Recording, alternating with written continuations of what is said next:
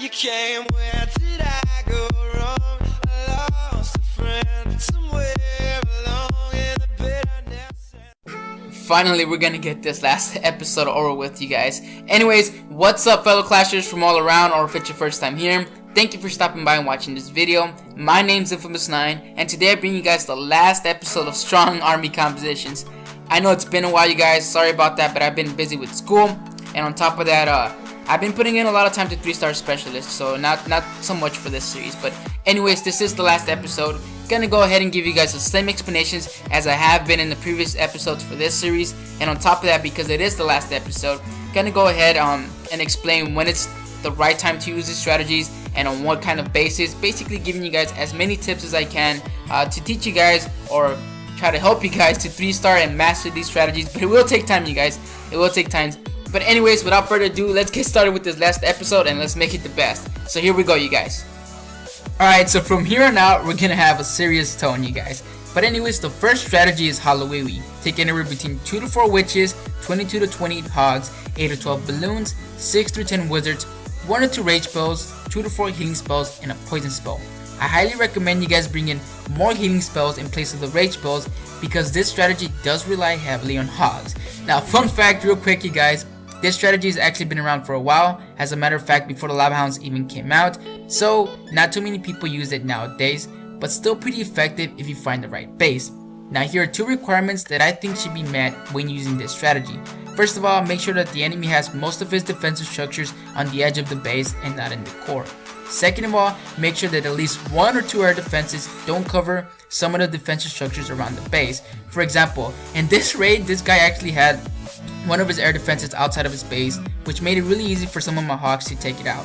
And the air defense just above it doesn't cover the bottom left and bottom right portion of this base, so it's gonna be pretty easy for me to take out those defensive structures with my balloons. But before anything, you guys want to make sure you guys take out the clan castle troops. To do that, go ahead and spawn in your kill squad, which should compose of a few giants, a few wizards, witches, and your heroes, of course. Once you take out the clan castle troops, go ahead and spawn in your balloons and be selective with them, you guys. Spawn 2 but not 1. 2 on each defensive structure, and here's why. At this point, the only defensive structures that should be targeting your balloons are the archer tower, the wizard tower, and the expo. And a high level archer tower and a high level expo do a lot of damage to a max level balloon and could bring it down pretty fast. So 2 balloons on each defensive structure should guarantee you at least 4 or 5 defensive structures to go down before you actually spawn your hogs. Then you actually spawn your hogs from the left or the right of your kill squad and not too far from it.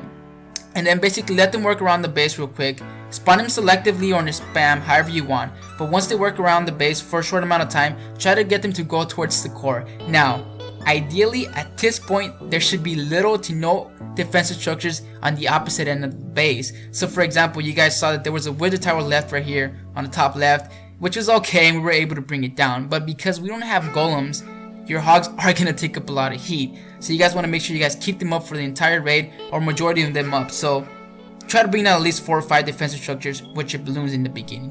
Hopefully you guys enjoyed this raid, which was from your host Infamous9. And anyways, just a recommendation, you guys, adjust the number of troops however you guys like. But anyways, for the second attack, we have GoVaHo. So for this fancy strategy, bring 1 or 2 golems, 8 or 12 valkyries, 16 to 20 hogs, 8 to 12 wizards, 1 rage spell, 2 or 3 healing spells, an optional jump spell, I'll explain it in a bit, and a poison spell.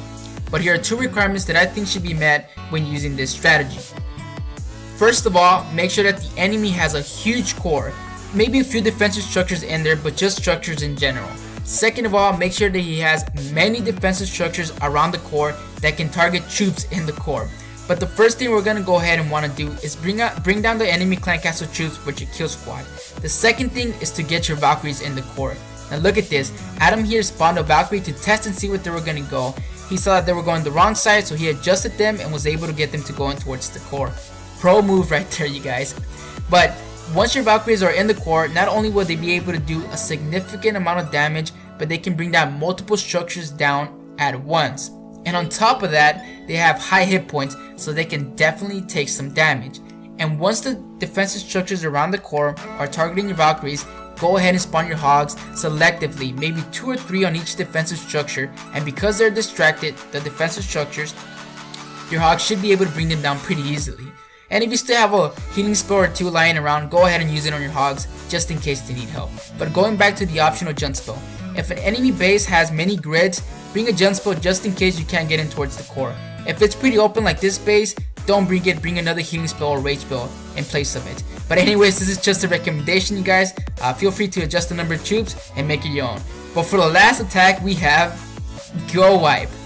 For this classical attack, bring 12 to 16 wizards, 3 or 4 P.E.K.K.A s, 2 or 3 golems, 2 to 4 balloons, recommended, 1 jump spell, optional, 1 or 2 rage spells, 1 to 3 healing spells, and a poison spell. Now hear me out before you guys start getting mad at me for posting up this attacking strategy. Now the reason why I decided to end this series with GoWiPe, it's for 2 reasons. First of all, it's the first strategy I ever learned, and it taught me the fundamentals of funneling. Second of all, it's really versatile. Meaning, if you guys want to bring in more wizards, go ahead and bring them in. If you guys want more P.E.K.K.A s, go ahead and bring them in, baby. And the same thing goes for spells. If you guys want all rage spells and no healing spells, go ahead and do that. The same thing can be said for every other strategy, right? But here's the thing. Every other strategy that I know of, or at least I told you guys, relies on a specific troop and on a specific spell. And you can only adjust that specific troop and spell so much. But with GoWiPe, it's all free game, baby. Adjust the number of troops and spells however you like, and the types of spells and troops as ever you want. And I know that the classical GoWiPe won't always get you 3 stars, more often than not 2 stars, and it is very challenging to get 3 stars with a classical GoWiPe. But I have a solution for that. I highly recommend that you guys bring in some back-end loons or some back-end hogs, because they can definitely help out your troops in the core. Once your slow, heavy hitting troops are in the core, they're gonna basically have to force their way out the core, which takes time, and during that time they can take damage. But just like GoVaHo, once they're taking damage, go ahead and spawn in those back end loons and back end hogs to basically help them out. Now here's another quick tip. For each P.E.K.K.A you could bring 3 Valkyries or 6 wizards. There's 2 differences. Damage output versus damage per hit. Which do you guys prefer? The second one, it saves a lot of dark elixir because P.E.K.K.A s obviously don't cost dark elixir. So think about it again, you guys. Don't hate GoWiPe too much. Give it another try with back end loons this time. This raid was from a friend of mine, XWet, really good GoWiPe attacker. This is gonna do it for this series, you guys. Hopefully all my tips will help, and hopefully you guys enjoyed it. Go ahead and subscribe if you haven't yet already. And as always, no need to jam to be good. Just keep practicing.